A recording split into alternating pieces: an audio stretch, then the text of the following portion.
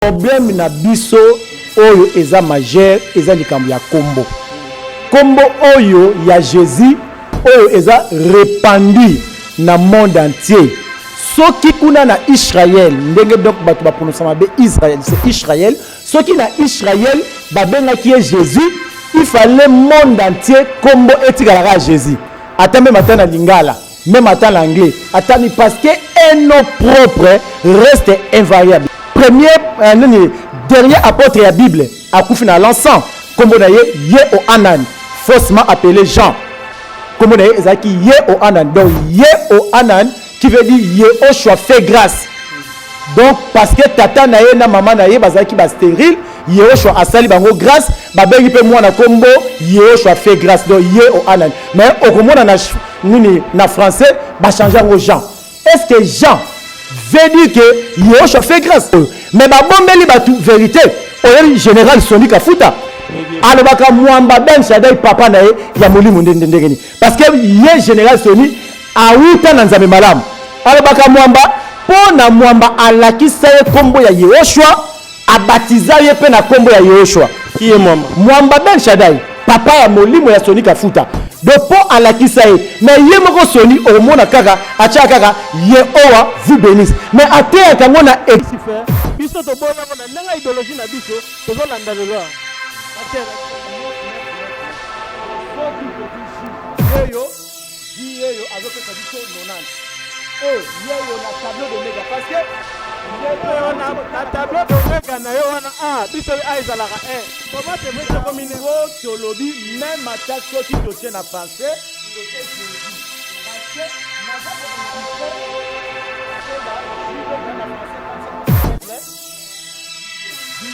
ministère voilà ministère ezaka sainte tozaka na ministère moko kaka ministère ya parole la parole c'est le nom alors bien à Colossiens 3:17 tout ce que vous allez faire en œuvre ou en parole faites au nom kombo yango sko balongo la ba yango to ye ko yebisa na mokili parole elobi abi na komwanga na mingi batu mingi il y aura des graissements dedans na koyebisa yo na balangue sémitique donc tozana hébreu tozana grec je suis le professeur de la langue hébraïque et grec et araméen na hébreu tozana aleph bet gimel dalet he ron zen tet tet yod das lamed mem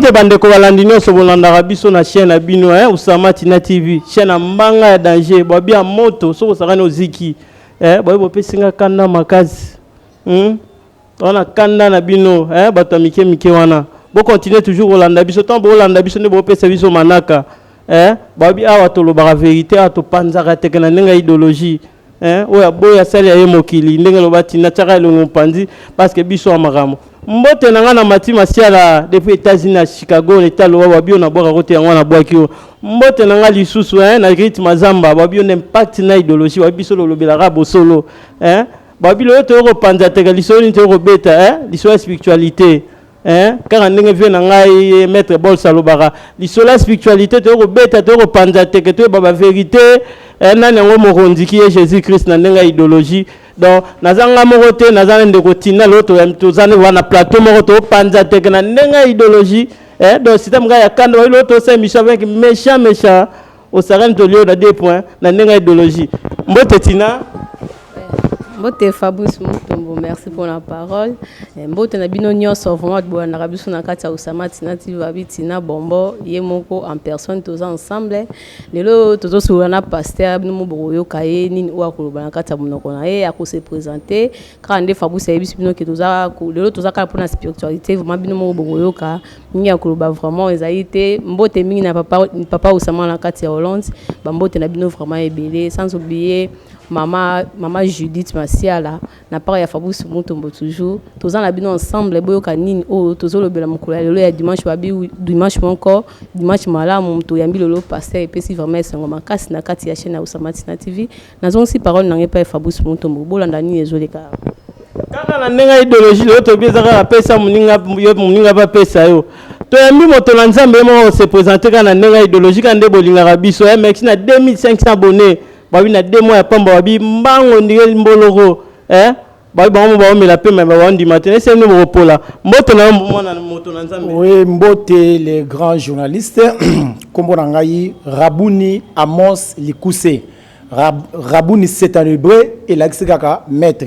Vraiment Mama Tina na papa na biso ya journaliste papa na biso Fabrice problème na biso oyo eza majeur eza likambo ya kombo kombo oyo ya Jésus oyo eza répandu na monde entier soki kuna na Israël ndenge donc bato ba prononcer mabe Israël c'est Israël soki na Israël babenga ki Jésus il fallait monde entier kombo etikala Jésus. Attends même attends à lingala, même attends l'anglais. Attends parce que un nom propre reste invariable. Combo échange à rater.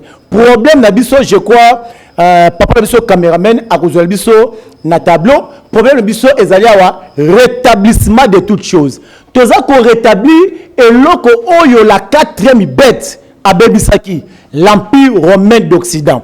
Le nom était Yehoshua. Le nom que tous les apôtres ont prêché. Ba apôtre batika koyeba français te pour na babenga Jésus. Autant des apôtres la langue française n'existait pas. Dernier apôtre la Bible a koufi na l'encens comme on a Yehohanan faussement appelé Jean. Comme on a ezaki Yehohanan donc Yehohanan qui veut dire Yehoshua fait grâce. Donc parce que tata na ye na maman na ye bazaki ba stérile Yehoshua asali bango grâce ba bengi pe mwana kombo Yehoshua fait grâce donc Yehohanan mais okomona na na français ba changer en Jean. Est-ce que Jean veut dire que Yehoshua fait grâce? Donc problème na biso ezali ye disciple wana akufaki na l'encens. Disciple ya Souka akufi na l'encens français et comme na la 476 na chute ya empire romain d'Occident. Anglais et comme en 1500. Comment on peut l'appeler dans une langue qui n'existait pas à son époque? Le nom que tous les apôtres ont prêché, et ça comme ya Yehoshua. Ndekonanga papa Fabrice, je crois naza na document moko awa eza ya bisoté. Hein? Le nom divin qui demeure à jamais. Donc combo ya mokeli oyo ekotikala libela. Eza kutu ya ba témoin de Jéhovah. Oyo babimisa ba millions de dollars pour na koluka na ba recherche oyo bisoté au mona kombo batia yango na ba basilique batia yango na ba monnaie mais na kati ya Bible kombo eza absent. Tozui na page 8 yoka ba témoin de Jéhovah. Pour prendre l'exemple le plus marquant, citons le cas de Jésus. Savez-vous comment ses amis et ses parents l'appelaient dans leur conversation quotidienne pendant son enfance à Nazareth? En effet, nul ne peut se montrer catégorique sur ces points. On l'appelait Yehoshua, si vraiment pas Jésus. Oh, yo ba témoin de Jéhovah. Si vraiment pas eza affirmation. Le rôle la biso wa toza na yolo, toza na limité. Ba témoin de Jéhovah. Si vraiment pas Jésus. Maman la biso Oussama, mais au monde et même les témoins de Jéhovah, bazo continuer à kobenga Jésus. Bit ya Jésus, to combo ya Jésus et outia. Combo ya Jésus c'est l'empereur Grégorien Constantin Ier. Bandeko tout bozo landanga na monde. L'empereur Grégorien Constantin Ier, yende premier pape ya église catholique. Yende mutu ayaki kosali sa concile de Nicée na la 312 et puis concile d'Éphèse na la 325. Ne baye kozwa makambu ya batu ya badjuf. Baye ko kotsa même trinité na Bible. Baye ko tia Nzambe tata, Nzambe mwana, Nzambe molimo mon santo. Ça n'existe pas. Est-ce que oui makambozo baba imboka bato ba Bible ba landanga? Oui, bazo landanga bakotanga na mukanda ya Midbar, faussement appelé Deutéronome, qui veut dire au désert. Deutéronome 6:4. Bazako ba ke Shema Israël. Yehowa el Elenu e Akak. Mokeli na biso azalaka ye moko. Azana kombo na ye oyo a révélé kango na ancienne alliance. Étant Yehowa.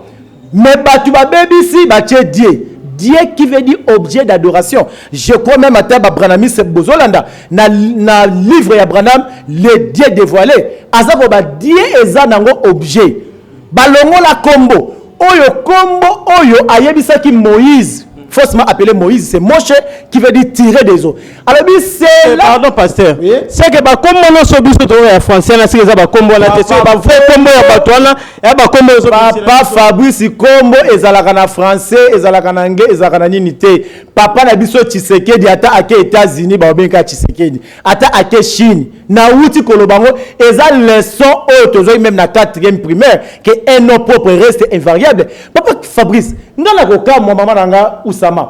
Kaka na christianisme nzambe na bango Jésus, na français Jésus, na anglais Jesus, na lingala. Yes. Papa, toza na Yesu ya S, ya ba protestant, na Yesu ya Z. Yesu na Yesu, kaka na même langue. Mais tozo benga na ba kombo bina mnoga ba mboka na biso za ndenge basa ba mo mutu mutazo benga na kombo ya lingi zo landa na monde botanga acte 4 et 12. Il n'y a de sali à aucun autre nom. Kaka kombo moko oyo basakolaki oyo kutu totangi et père ba témoin de Jéhovah babi babenga kaye Yehoshua parce que na ancienne alliance il s'est révélé étant Yehowa oyo lelo ba donc babebi sango na ba Dieu babebi sango na ba éternel, ce sont les épithètes. Donc ils ont enlevé les noms pour remplacer les épithètes. Donc le nom na ancienne alliance c'était Yehowa, na nouvelle alliance Mama Wana, elle était une femme juive, Myriam, faussement appelée Marie. Ndengeni ni Yozo changé ba kombo Marie Myriam, Moïse changé son nom idéologie na yo les juste ni. Son nom était Myriam, eza idéologie na ngate na lobi même na classe aux intellectuels. To moni bandeko la biso ba musulman. Ba musulman ndeko na basambela nani? Ala te. Basambela ala. Siko na lingala pesa nga ala siko na lingala. C'est Dieu. Wanda soki oke na mosquée mama ya biso Usama uta aseki soki même ata oke na mosquée bako lapide babenga Dieu babenga Dieu miséricordieux na mona ngo na tanga na nini na bango bazolanda aza nzambe ka kombo ala eta eno propre bako bengeka ala Bouddha pesa nga Bouddha siko na lingala Bouddha wana tuna bango Bouddha érotique à la Bouddha Kimbangu érotique à la Kimbangu ce sont des noms propres donc problème na biso ezali notre Bible ezali ya basango ya ba témoin nini ya basango soki ozui Matthieu 1:21 bakomi boy elle enfantera un fils et tu lui donneras le nom de Jésus batie note explicative en bas de la page bakomi Jésus en hébreu Yehoshua pour nini kombo ezala en français en hébreu non soki ezalaki Yehoshua ndenge ezalaki Yehoshua il fallait etika la kaka Yehoshua parce que les sali eza consigné na kombo donc lobiko ya humanité bandeko bozolandanga partout dans le monde donc le nom Jésus eza kombo ya église catholique même ata ba église de réveil soi-disant réveil ba se réveiller par rapport à quoi odo reto bimi na catholique bobima na catholique botika pe kombo ya Jésus parce que eza kombo ya catholique tangu biso toza bana mike papa Fabrice na kati yote toza na ndeko moko ngadiadia batunie Jésus abi Jésus wapi Jésus o ya Bouddha Jésus o ya papier parce que ngadiadia abotema na poto botanga tana ba dictionnaire na bino Jésus elakisi Bouddha elakisi papier eza ba injure yango parole eza koloba bandeko nazolo babozola ndanga na monde te motema nanga eza ko tutama ba pasteur ata na mboko ba yebi kombo oyo mais ba bombeli batu vérité oyo général Soni Kafuta alobaka mwamba Ben Shaddai papa na ye ya molimo ndengeni parce que ye général Soni auta na nzambe malamu alobaka mwamba pona mwamba alakisa ye kombo ya Yehoshua abatiza ye pe na kombo ya Yehoshua qui est mwamba Ben Shaddai papa ya molimo ya Soni Kafuta de po alakisa ye mais ye moko Soni omona kaka acha kaka Yehowa vous bénisse mais atea kango na assemblée na yete mutombo kalombo acha ka kombo na sima na bash acha yango mais bazote ya peuple te ba pasteur ba yebi vérité na moko na bango akeko tu na bango mais papa ndeni bino moko boyebi kombo ya Yehoshua mais bozote ya biso yango te alobi yo linginga na teya kombo ya Yehoshua pona bato ba pesa nga ba dimi ya ba $100 bakima donc ba bombela peuple vérité pardon mon salantin pardon to deuxième mandat ça veut dire biso to ba chrétien to ya mbio mais to ba chrétien oui, par ignorance. Problème Papa exacté. Fabrice. Problème exacté. Papa Pendant, Fabrice. il a posé question, pardon. Ça veut dire que ça veut dire que ma pasteur nous sur l'église de réveil, bah faut Papa Fabrice. il y a no langa d'abord, il y a no langa. Il y a tout le monde imbe ka bazolanda biso. Ça veut dire bah pasteur nous sur biso dans l'église de réveil. Bah pasteur Mutombo, bah pasteur Sonika Futa, bah pasteur bah Marcelo Banal. Réveil nde yango tozolakisa bato ke son nom n'a jamais été Parce que bango balakisi biso nzela ya Yesu Masiya oyo toboya. Komilisi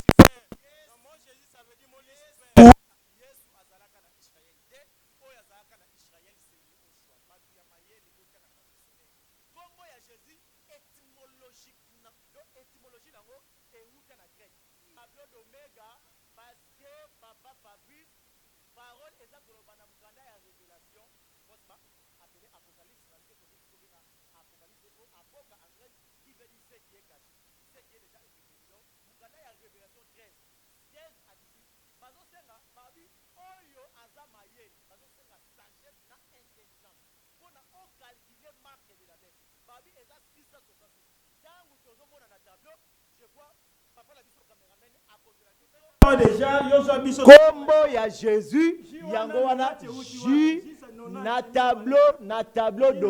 na tableau d'Oméga yango wana déjà démonstration eza wana eza tableau oyo euti na grec parce que komba Jésus euti na grec na grec ba chiffre nango ezalaka na espace ya 9 je crois yango wana tozomona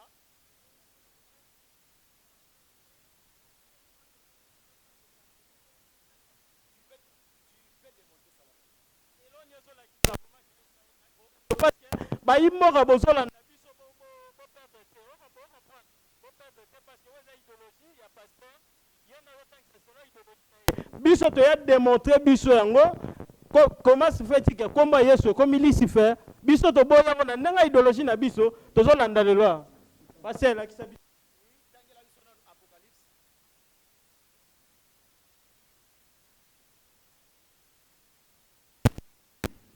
Apocalypse 18, la parole déclare, c'est ici la sagesse, que celui qui a de l'intelligence calcule le nombre de la bête, car c'est un nombre d'hommes, et son nombre est 666. Voilà. Donc, babi lelo eza preuve à l'appui awa moto akolala ruta aza te tableau d'Oméga ezalaka na espace ya 9 donc soki tozwi J yeyo azopesa biso 90 et yeyo na tableau d'Oméga parce que na tableau d'Oméga na yo wana biso a ezalaka 1 comment se fait que combiner tolobi même ata soki totie na français totie Jésus parce que naza ko insister c'est da J donc na français 40e lettre 10e et 5 S 19 21 19 et repèse sur combien 74 au moins et puis c'est 74 nazo zonga kana Apocalypse 13 wana balobi sagesse na intelligence parce que tozana likambu ya 666 6 et repèse à 18 na hébreu na balangue sémitique tolukaka racine donc tozana problème ya 1 plus 8 et puis 9 donc 666 et 9 tant qu'on multiplie même awa 74 ya Jésus fois 9 et donc personne à 666 yango ozomona bazo senga sagesse na intelligence balobi babetele na milolo mais pasa ngala zondima na ngaka te pardon moto na nzambe nde bino bouti komona ndenge asia bacalcule na ye aza na bandimi pa plein danger ndenge na biso ndenge idéologie bakumbelaka bor na ye mais bacalcule na ye oyo ndiye moya solo ndiye moya systématique tina okobakisa mwa liloba bon liloba oyo ezaki nga okobakisa biso tolobaka bien ke so tomoni nde tondimi soki ezaki mwa omontre biso eloko moko elasa bacalcule nyonso boyeti wana ke eza réalité mpo tocomprendre nde tokondima biso tondimaka boye yango mama Usama omoni bazosenga sagesse na intelligence Donc ozomona eloko ezosala ba pasteur mabe omoni ba pasteur ya ba musulman ba mwalim. Donc mutu akoki kokoma mwalim te soki ayebi arabité. Ya biso awa situ na mboka na biso nzala lopango munene ga obandi Yesu azali awa. Donc babiloko wana ba pasteur bogomona ngo na ba église te pour ba pasteur ba yebi même ba langue biblique te. Bien aimé, na koyebi so to démontrer ndenge nini. Comme ya Jésus tozoyoka déjà son ya J. Na koyebi sa yo na ba langue sémitique. Donc tozana hébreu, tozana grec. Je suis le professeur de la langue hébraïque et grec et araméen. Na hébreu tozana aleph, bet, gimel, dalet, he, waw, zain, ket, tet, yod, kaf, lamed, même nun, samek, aïn, pe, tchade, kof, reshin, et tao. Tozana jité. Na grec, qui bozo la nangana monde. Na grec, qui tozana 24 lettres. Na grec, nous avons alpha, bêta, gamma, delta, epsilon, zeta, eta, theta, iota, kappa, lambda, mu, nuxi, omicron, pi, rho, sigma, tau, ypsilon, phi, chi, psi, oméga. Tozana 24 lettres. Wana eza intimidation. Wana eza intimidation. Bango ndenge baza wana. So yone sko panda biso ba Israélien baza kuna. Kona zolo ndimaka Yesu. Papa. Yesu Kuna o changer biso mamba.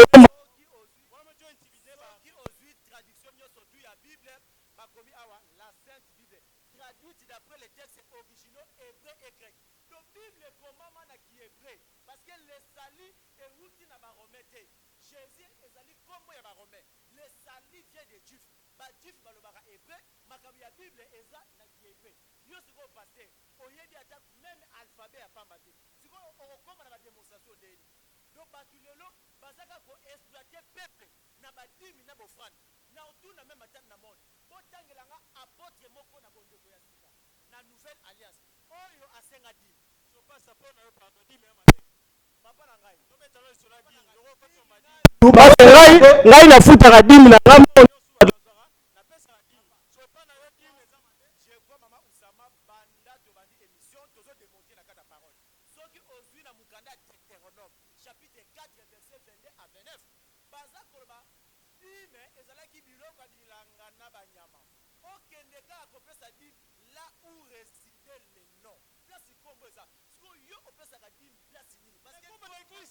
l'église musique église ezali nde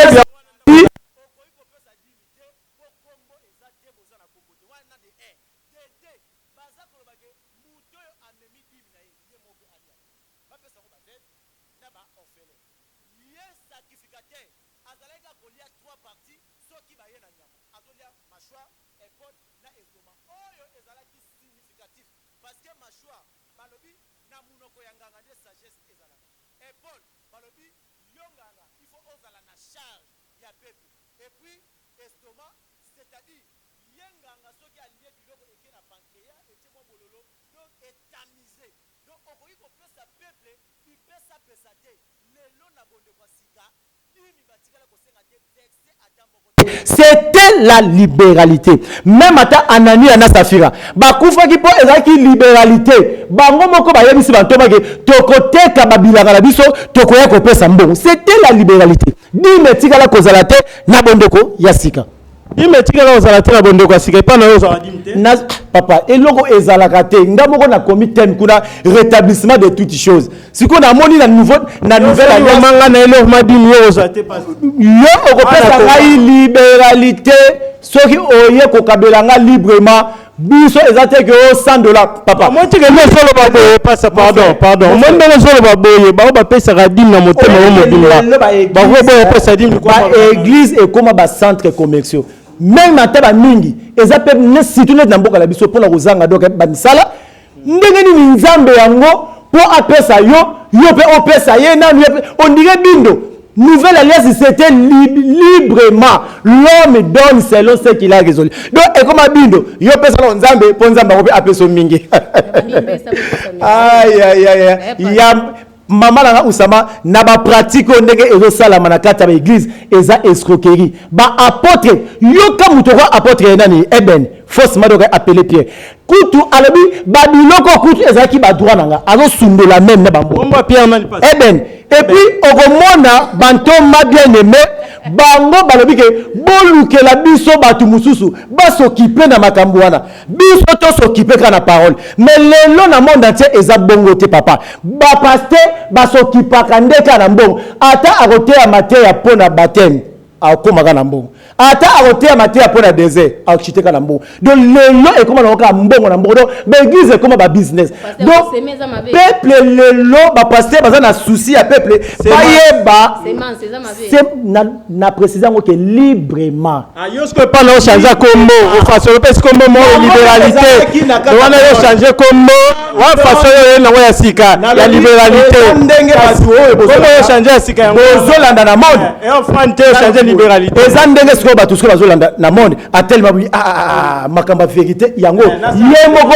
nasala libéralité na nga nasoutenir mpo émission ekatana te akobenga atindi c'est ça eza teke baforce ndenge ekoma donc problème na nga yango volontairement librement bantoma basokipasi na nenyo forme makasi na stratégie na yo nango na kowawa yo abenga wo ndenge parce que église na titre oyo pardon pasteur église na komona monanu déjà ozoba église eza église étymologie eza makambo ya kosambela te mo église euti na grec ecclesia moi pas notre profane yango tozolakisa ke mo église bokota te na badictionnaire euti na grec ecclesia qui veut dire parlement donc eza makambo politique yango omoni bato bayelaka biso église botala partout na monde bomona place ba église yango eza ba 50 mètres ba 30 mètres ba bureau ya bala police yango omoni kala ntango biso toza bana mike na bayelo ya tubela ezalaki na kati ya église wana mais lelo tubela ezala sute mpo bato bakomprene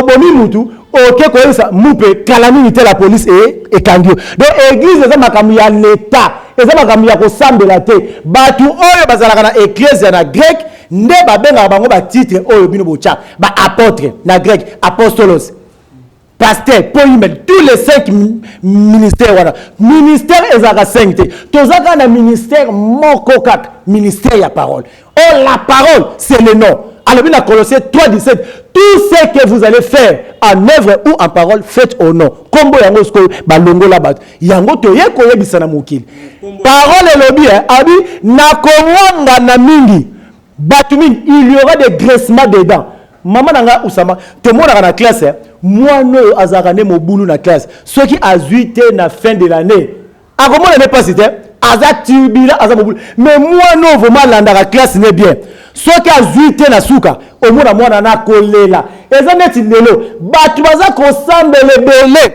mais bazosambela en dehors ya volonté ya mokeli abi akowanga na bango parce que batiki sali pembeni soki ozwi mukanda ya Luc 11:52 Luc 11:52 à la Bible malheur à vous les pasteurs vous avez enlevé la clé du salut vous n'êtes pas entré et puis vous avez empêché ceux qui voulaient entrer donc pasteur prophète bazana fungola te fungola esila kolongwa fungola eza kombo ya Yoshua le nom que tous les apôtres ont prêché le nom de tous les apôtres ont prêché quand nous avons idéologie parce que tout le monde qui l'autre chita to bandoya tout le temps tout batwa landara ba seulement na yo qui va comprendre yo va comprendre bino tozana makambi belé ya rétablissement net bible oyo ezali ya ba catholique au moins na kata bible ba komi eza sainte balobi kolongola te kobakisa te tozana bible ya Louis II yango pe ba komi eza sainte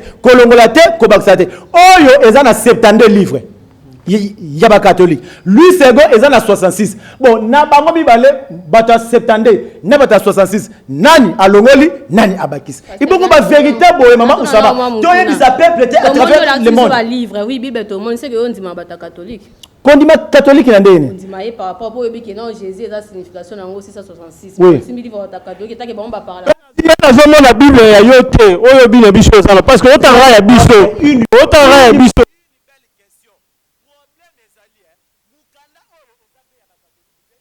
ngela biso ya biso yango biso lotanga oyo so boya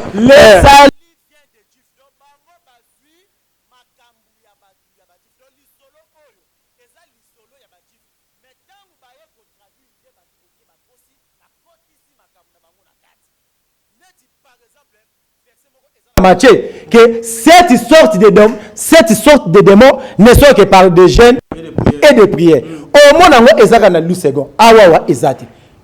Donc, bazui makamuya batuye pour Nzambango a délivré mutu. Il faut ola lanzala. Est-ce que Nzamba za molimo? Bien aimé. Toi la bito. Ezalaki que bazo benga na milimo mabenye soyez alobi que pour milimo boye pour benga c'est par jour de prière. Maloba mais pas Jésus moko. Ça c'est qu'on appelle ajout liturgique. Ezala makambo belé babakisa papa nakoye biso kaka. Lisolo kaka moko ya kombo na ya mabe ya Jésus parce que kombo ezalaki Yehoshua. Babi tango asekui. Babi ba Marie de Magdala ba ye donc nakunda bakuti un homme. Wana na Matthieu 28:1. Na Luc 24:1 babi bakuti deux hommes. Na Marc 16:1 balobi bakuti un ange. Na Jean 21 babi bakuti kaka les linges à terre. C'est quoi papa? Tondi mani. C'est que biso to sa mère na église ba Jésus c'est que église wana to kota ngolo la te. Papa kombo ya Jésus ezali kombo ya ye moko Satan. Ezali kombo ya Lucifer même démonstration pe bomoni kuna ya Lucifer pe ezo pesa kaka 666. Bon pasteur Zelanano OK na biso mon pasteur pour moi le wana kombi na ta ya deuxième émission wana koyela yo mabe na koyela yo mabe nazolo ba makambo yo nazolo ba ezo sala nga passe na motema omoni neti mboka na biso Congo c'est un pays prophétique. Au moins, beaucoup tata na internet, au beti carte ya Capernaum, place Yehoshua vanda sala ba miracle. Pour ba jif ba sambela na ba kiti net ngana mama isama to vandi boyete. Ba sambela kana se. Au moins na temple ya Capernaum, carte ya RDC. 680 pays au monde. Kaka RDC, ba bomi premier temple wana. Ba ke ko sala deuxième temple. Carte ya RDC le susu ebimi. Biso awa toza na 26 provinces. Na Congo kombo na yepe epesaka en hébreu 26 parce que Bible est codé chiffré makamba boye ba pasteur ba yebité ayem soka tala makambo donc balobaki na tango asuka na tango ya suka nde alobi mon peuple connaîtra mon nom. Esaïe 52:56 mon peuple connaîtra bien pasteur ngana impact bandimine so betela maboko menga yeso ngate ngai yeso ngate na ndenga idéologie un propre reste invariable pasteur pe papa so cité na moi ezalaki Jésus il fallait pe na lingala ezaka Jésus na loba mongo Jésus mago do pasteur mutomba bimisaka ba miselekete bola nanga bien ba miselekete mambo bele pasteur mutomba bimisaka na komba Yesu ezala lokuta bien aimé na lobi à part kombo ya Yehoshua kombo musu ya sali ezate biloko wana tous ce sont des faussetés. Nebilo Holandi c'est que mamno so tone seza lokuta selon pasteur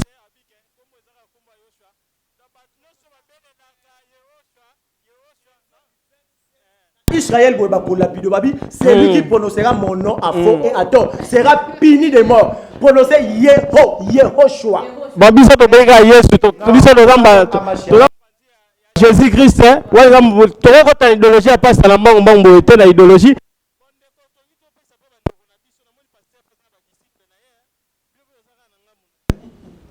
Merci pour la parole. Vous qui nous suivez de partout, nous sommes là que pour la vérité. Donc, l'objectif de tout le monde qui va à l'église, qui va dans des temples, tout ça, c'est pour adorer les noms. Alors, nous avons fait des enquêtes pour Namuto Mayele, tant à Kotina Likambo, à Lukara Yeba Likambo Aza. Et Zani Neutawa, puis Ojin, Bandawa, puis ainsi de suite. Mais on constate que et pas les chrétiens ils sont différents. Mutubanda banda ressemble à comme Koko. À tout cas Jésus là qui nini christianisme banda puis ainsi de suite. Voyez. Donc c'est à partir de là que tu veux comprendre tant que tu l'as dit ton moniqueur comme on a il y a Jésus le quoi tu viens répondre invoquer ba combo. Hein? Tu invoqueras combo. Il y a un dans Romains 10:13 babi quiconque invoquera le nom sera sauvé. Le nom de Jésus. Wana Bible ozoloba mais likambu ndenge papa rabu na ozoloba likambu zani ba écriture ezala na français té ezala na hébreu ya mo sotani na Bible na bandeli bakomaka traduite d'après les textes hébreux et grecs qui sont originaux.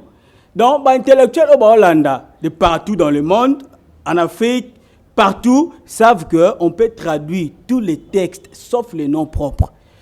Combo bachanjaka te. Yango mona même bato ba koma ba livre tant ba kinda nango na France ba traduit na français. Ba kombo nango betikala ka bongo Zamenga, Mobutu etikala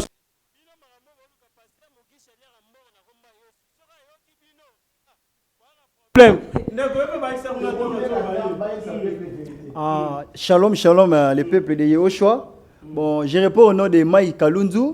Bon, ceux qui besoin d'apposer plus d'informations dans l'Italie ensemble de Yehoshua.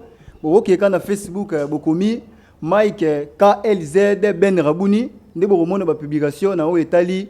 Parole où ils allaient combo à Yehoshua. Mais tu aussi ma parole moko où ils allaient la clé. Hein? Où ils allaient la clé à Sali. Et ça Colossiens 3:17. Parole de Sabiso nyonso tokosala ezala na misala pe na maloba to sa ngona kombo. Alors, kombo nini oyo epesamelaka biso otokoki ko invoquer pour na tozo bomo ina seko. Alors, tozomo na parole de Sabiso les salives des juifs. Or, ba juif baloba français te. Ya mo to lobaka koyeba Bible ezaka te ko za l'intelligent ko silisa pardon ko za l'intelligent ko silisa ba université eza yangote. Bible est un sagesse na intelligence. Alors, il faut tout jouer rôle ya ba juif ya béré. Ba juif béré bazaki ndengeni. Soki bantoma ba teyi bango, soki bantoma ba ke babi simana bango bazako vérifier parole. Soki bantoma ne bando est-ce que ba kosibiso, est-ce que ba lobi vérité. Alors, tant on a tout jouer rôle wana, to vérifier Bible. To monique, tant on ba sibiso les salives des juifs. Ba juif bande ko lo ba français té. Or, tant où ange Gabriel a qui est pas à Marie, bon, a qui est pas à Myriam, faut se m'appeler Marie, a pessier combo. Si koyo, n'a posé une question, n'a posé une question, n'a dit que bon, les amis même docteur ou bazaba pasteur ba Holandanga, est-ce que combo wana oyo ange Gabriel a pessier qui Marie? Est-ce que ezala qui Jésus? Parce que Marie a tikala ko ba français té. Et puis, tant que l'histoire la langue française est qui coûte non limité. Donc, tu vois comment apparition en langue française dans l'an 476 juste d'Empire romain. Merci.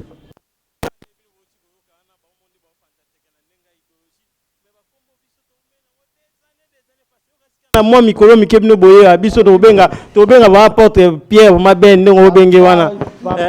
Papa journaliste Esaïe 52 5 à 6 à lobby que mon peuple connaîtra mon nom. Est-ce que ba pasteur pe ba tanga pe ba profession mon peuple connaîtra ezana na temps fiti. Do yemoko ayeba ike na temps moko ekoya molili ekozala kombo nanga ekozala te. Kombo nanu ebandi nanu ko beba nanu à partir ya 1er siècle. Na bango moko ba jif balongoli kombo de père ke ba koya na Exode 27 ke ko prononcer kombo nanga mabete ba cheba Adonai ba cheba Elohim pona kolongola kombo allez l'empereur grégorien Constantin premier pape ya église catholique nde aye ko tshela biso kombo ya Jésus okotanga même discours ya roi Léopold II tangu doka ba ye ko coloniser biso na ba 1888 que tokende na mboka wana tokende kolakisa bango Jésus nzambe oyo akoya kobikisa bango te toyebisa bango errer les pauvres car le royaume des cieux est en eux. Errer les pauvres on peut ba tché yango na kati ya Bible. Est-ce que mot pauvre bakoki ko mot errer bakoki ko utiliser on a pauvre? Un pauvre c'est un malheureux. Yango omoni ba koko na biso bazalaki do bino ndebo zala ba pauvre pona bokonza likolo ezali ya bino akozwa diamant apesi epa ya mupe. Babi bombe mela bango Jésus. Boyebisa bango ki pauvreté. Bien aimé, to komi na tandenge na uti koloba prophétie et l'objet mon peuple connaîtra mon nom. Donc to komi na tangu oyasuka monde ezokende vers la fin bande ko bozolanda église kopesa yo bomo ina se côté vérité muto kopesa yo bomo ina seko vérité yango oyoki po ayebisaki Moshe faut m'appeler Moïse na nombre 10 ayebisie o sala des chauffards donc chauffard trompette abi trompette liboso obetango na Orient so trompette on otango na ya israélité parce que biso te trompette za peine en français changer parce que ba kuyo kangamika ba kombo batunde ozo changer ba kombo changer ba lobia oyebi ke eza même atal ba minoko na biso ata ba chiluba na ba shoeli eza na ba momusus soki otiki yango ndenge ezali eza na valeur mais soki o traduit pe yango et perd de valeur na balanga biso apanet ba komete ba pierre et perd de valeur ton yo benga ben yango kasina zolo bana o likamba trompette abi deuxième trompette obetango na centre ya monde ndenge Esaïe 18:7 eza koloba mboka na biso eza na kata parole. Et puis les pays entrecoupés par des eaux. Il n'y a aucun pays au monde, même Maï na biso, eza comme un patrimoine mondial. Maï na biso na ndenga forêt toza deuxième. Les pays entrecoupés abi mboka wana ndé na ko révéler kombo nanga. Yango na uti ba carte na biso et c'est destiné na Israël. Donc eza fait d'azar trompette c'est la parole. Donc parole alobi na 1 Corinthiens 1:27 abi na koponaka batu moko ya pamba. Ba faible pour na confondre ba riche na ba fort. Donc makambo e kobimateo et pas mindele et pas ba soi-disant ba pasteur. Abi na opona nanga Rabouni Amos Likuse Aouti Susuwap Aouti na les pays entrecoupés par des eaux. Yende mtazo la kisake son nom n'a jamais été Jésus. Ndenge Mike Kalunzu Aouti Koloba. Ti moi na moi c'est bato akufa Myriam forcément appelé Marie. Atika la ka koyeba français te. Mais neni moi na na kombo ezala français. Kande boti kolanda wana babi bolanda biso so suivre na deuxième émission. Babi tozana passer pour nous regarder la vérité au panzateka na ndenga idéologie ko pe s'adresse na yo pe mot de la fin dans la journal les amis. Oui, vraiment bokobana kolanda biso na chaîne ni chaîne na biso Oussama Tinel TV bolanda biso ba tout partout dans le monde bozana besoin ya kozwa biso o tchena nous préfixe ya mboka na biso 00243 89 60 70 529 plus 243 89 60 70 529. Deuxième numéro 00243 90 41 62 307. D'accord, car on est beau tu rappelles si numéro na ye. Moi mbote passer moi libanga na ba arabu ni pe ba libanga te na pesa kaka mwana nanga libanga te na pesa mwana nanga que j'aime beaucoup. Vraiment aza papa oyo aza quand même ko soutenir œuvre papa na biso Kalunzu Adelbert et c'est azali na mama na biso Bibiche molonga ni naye na molonga ni nanga mama na biso Mireille Lufubisa. Donc on a pesi ba na nyoso mbote ba Shekina ba Glaive ba Chacha ba Oncle ba Floris vraiment la pesi ba na nyoso tout oyo naza kokamba ba Shalom mbote na bino nyoso tout apesi bino ba Shalom babi par rapport à l'idéologie grandaise babi bondo landa passer tout le temps à pour la vérité.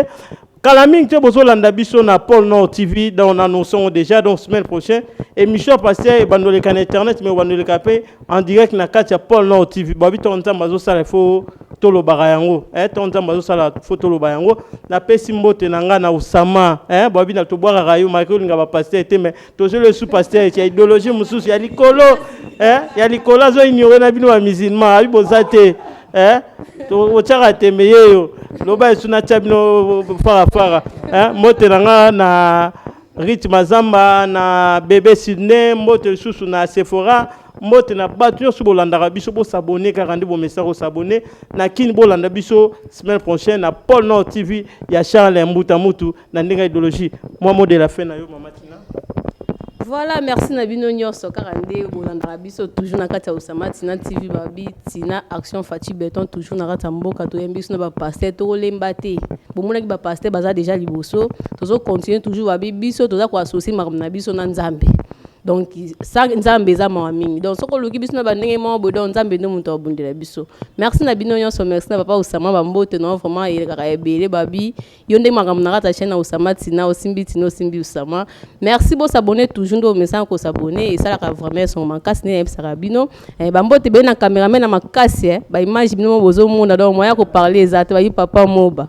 Donc yende mtasi maso la caméra babi.